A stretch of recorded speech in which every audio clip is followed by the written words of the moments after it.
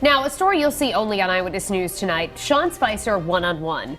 We're the only local TV station taking you inside the White House for an exclusive sit-down with Donald Trump's press secretary. Our own Patrick Little covered a lot of ground with Spicer, everything from his family, his contentious relationship with the media, and of course, what's it like to work for President Donald Trump. He's here now with the details you'll see only on Eyewitness News. Last week, we were granted exclusive access to the White House to meet with Barrington native Sean Spicer.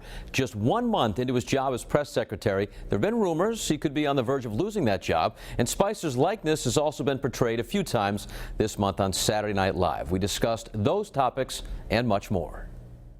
Welcome to the White House. It's a long way from Barrington, not so much literally, but in the sense that Sean Spicer has made his way from the small East Bay town to 1600 Pennsylvania Avenue. Look, the Obama administration tried to have a reset with Russia. They failed. Needless to say, it hasn't been a boring first month in office for Spicer as President Trump's White House press secretary. As you've seen, the president is an early riser, and he goes to bed very late. He is very active, very committed to moving the country forward. The first month for Spicer has been contentious and at times combative with some members of the media. We're going around the globe, as you know. Let me answer the question.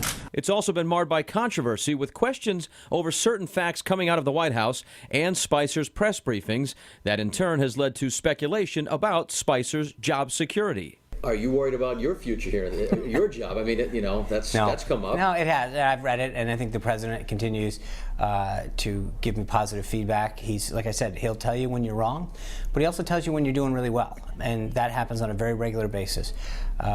He's been very complimentary of the job that I've done, and I appreciate that, but that's not why I'm here. I'm here to serve him and to make sure that I do the best job I can on behalf of him, the administration, and this country. And I think I feel very good about where I am in the administration and his support. I mean, I got to, and again, I know we've got this me lecturing you about what stories should be. As a father of 2 young children, Spicer acknowledges he has a vested interest in the future of our country, and despite what side of the political aisle you're on, he had this to say about his boss. And I know that we can have policy disagreements, but I also know what's in his heart and what his vision is. And more than anything, this is a guy who walked away from a lot to do this job because he wanted to give back, and he felt blessed for how much he had succeeded, and he felt as though there was a calling and an opportunity to help the country. Did you ever in your life think you'd be portrayed on Saturday Night Live? Definitely not. What's your reaction? I'm usually in bed on Saturday nights by that hour. Obviously I see clips and things like that after the fact. But there's a lot of firsts in this last couple of months, and that is definitely one of them. This has been a really amazing opportunity. There's so many things that I've been able to do and also share. And that's what's the really unique part about this job, is it's not just being able to do it, it's bringing folks from Rhode Island and being able to have them come down and see the White House maybe in a way that they wouldn't if there was somebody else here.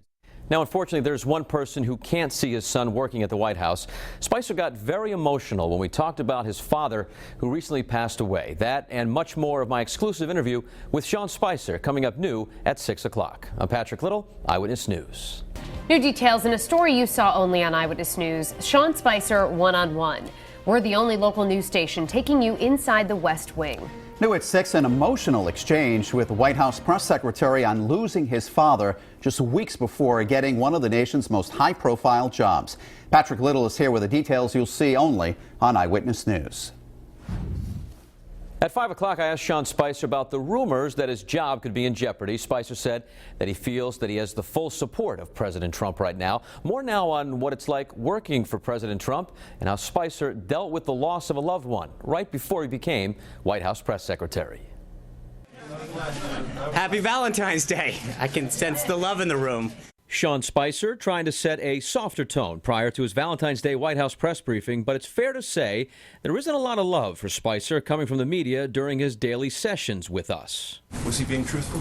No, what he was asked specifically is, was he aware of a Washington Post story? He hadn't seen that at the time. Of course he was involved. We attended a daily briefing before sitting down with the Rhode Island native in his office in the West Wing of the White House. I think I read somewhere in the Washington Post someone said that you have the worst job in America. And, speaking... I love my job, just so we're clear. I think it's a great job. When you're doing what you do at this level, it's tough. There's no question about it. But I'm enjoying this. Spicer admits speaking on behalf of arguably the most powerful man on the planet every minute of every day is stressful. It is, but it's amazing, and it's a dream come true. The president's been very clear when he's negotiating or dealing with an issue like this, you don't telegraph to people how you're going to handle it. He's very decisive. He likes to get input. He's very welcoming of ideas. But when he makes a decision, he goes out and makes it known and then expects his staff to execute that idea. He's a very reassuring, supportive employer. There's a reason that people who worked for him in business, you go back sometimes to 20, in some cases 30 years, he inspires loyalty. To do this on behalf of the president is both humbling and an honor. You realize the massive responsibility that you have, and growing up in a small town in a small state, to think that you can dream big like this and see it come to fruition is a pretty big deal. Well, not everyone gets to have the White House and 1600 Pennsylvania Ave as the address on their work business cards. Unfortunately, there is one person that did not get to see Sean here doing his work at his new office. His father passed away shortly before he was named White House press secretary. Wouldn't you like to have the opportunity in those moments where you're like, God, I wish I could just call Dad right now and get some fatherly advice? Yeah, he knew this was hopefully imminent. It was just a few days after he passed that this happened. So, right.